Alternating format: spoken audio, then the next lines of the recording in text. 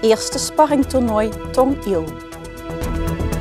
Succesvol bouwproject in Holthees. Het is vandaag 25 november. Dit is het Pelemaasjournaal. 2 Venrayse sporters zijn genomineerd voor de Provinciale Sportprijs Limburg 2013. Zwemmer Dion Dreesens is genomineerd voor de titel van Sportman van het jaar. Hij won het afgelopen jaar onder andere 2 keer goud tijdens het NK Lange Baan en nam deel aan het WK in Barcelona. Dreesens neemt het op tegen wielrenner Tom Dumoulin en triatleet Bas Diederen. Ook rolstoelbasketbalster Lucie Houwe uit Leunen is genomineerd. In de categorie sporter met beperking maakt zij samen met rolstoeltennister Sharon Walraven en handbiker Laura de Vaan kans op de titel. Lucie won afgelopen jaar met haar team goud op het WK rolstoelbasketbal. Tot en met 7 december kan er gestemd worden op de sporters. De uitreiking vindt plaats op 16 december in Sittard. Taekwondo-vereniging Tong Il organiseerde zaterdag voor het eerst een sparringtoernooi. In Sporthal De Wetteling streden de deelnemers uit binnen- en buitenland om de prijzen in verschillende klassen. Tijdens het toernooi kwamen de klassen pupillen, aspiranten en kadetten in de leeftijd 7 tot en met 14 jaar aan bod. Het niveau van de wedstrijden lag vrij hoog volgens mede-organisator Martijn Merken.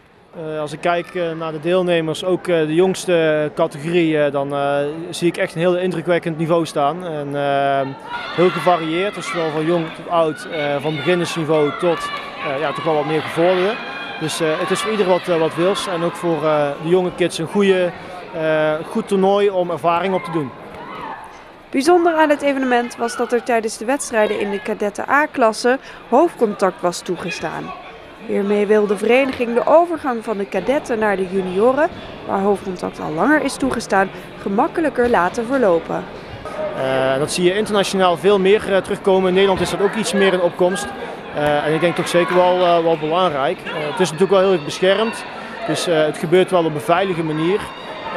Maar internationaal wordt daar ook gewoon heel veel op getraind en lopen wij daar wat dat betreft gewoon wel wat achter. En is dit gewoon een hele goede middel om daar wat meer aanstellingen in te krijgen. Michelle is een van de leden van Tong Il en deelnemer aan het sparringtoernooi. Zij verloor nipt van een ervaren tegenstander. Ondanks het verlies kon ze terugkijken op een goede wedstrijd. Ja, het ging wel goed, ja. Alleen het was wel jammer dat ik dan wel verloren had, maar maakt niet uit. Ik vond het wel leuk. Het was de eerste keer voor jou op zo'n groot toernooi. Hoe ervaar je dat? Nee, dit is niet mijn eerste keer. Ik heb al meer wedstrijden meegedaan, maar ik vind het wel altijd leuk. Hoe lang doe je al taekwondo? 4 jaar of zo. En wat vind je nou mooi aan? Nou, ik vind vechten leuk. Gewoon andere mensen staan en schoppen. In totaal deden er ruim 200 deelnemers mee aan het toernooi. De Venrayse vereniging Tong Il had 13 leden aan de start staan. Onder hen was ook Alex. Hij vocht in de A-klasse van de kadetten en behaalde een 2e plaats. Het feit dat in zijn klasse nu ook hoofdcontact wordt toegestaan, heeft veel invloed op een wedstrijd. Ja, want met verdedigen moet je op meerdere dingen letten. Voordat als je naar het hoofd gaat, moet je ook je arm opsteken, zodat hij niet je hoofd raakt.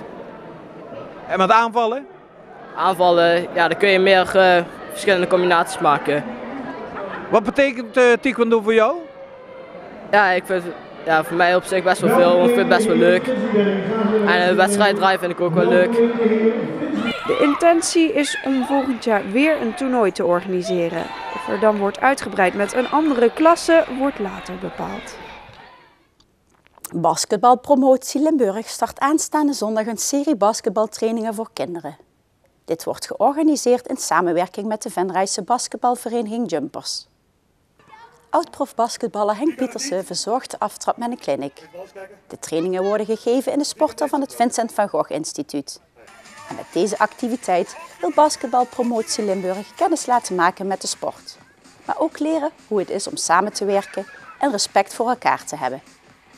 De basketballessen worden tot aan de zomervakantie gegeven. Een succesvol bouwproject in Holthees. Aan de Horstenweg zijn inmiddels een aantal nieuwbouwwoningen gerealiseerd.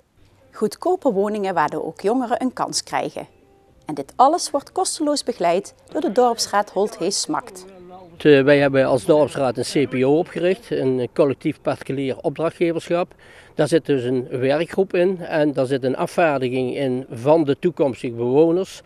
En wij begeleiden dat project van het begintraject tot het eindtraject en dat doen wij als dorpsraad kosteloos.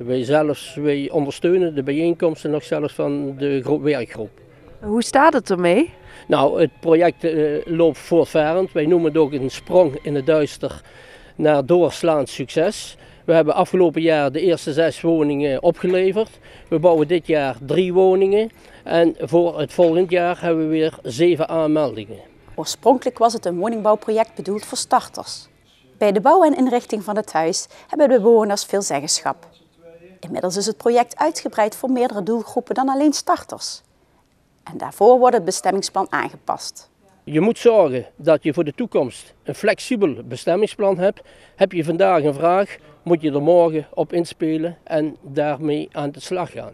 Ja, wat is het plan voor 2014? Hoeveel woningen gaan er nog bijgebouwd worden? Nou, het plan voor 2014 is dat we in ieder geval 7 aanmeldingen hebben. Het hangt direct ook af van of iedereen de financiering natuurlijk rondkrijgt. Maar als het kan willen we er 7 bouwen. En het jaar erop willen we dus weer een ronde maken. Wij willen gewoon gefaseerd naar de behoeften van de gemeenschap bouwen. Tot zover dit PLMA-journaal. Tips kunt u mailen naar de redactie. Deze uitzending wordt herhaald tot en met dinsdag 12 uur 's middags. Dinsdagavond is er weer een nieuw journaal. Weer of geen weer, bij ons is het altijd vakantieweer. Aankomende nacht is er een afwisseling van wolkenvelden en brede opklaringen. Er staat een zwakke wind en het koelt af naar -3 graden. Morgen overdag is het overwegend droog. Tijdens zonnige periode komt de temperatuur uit op zo'n 6 graden. Ik wens u een hele fijne avond en graag tot morgen.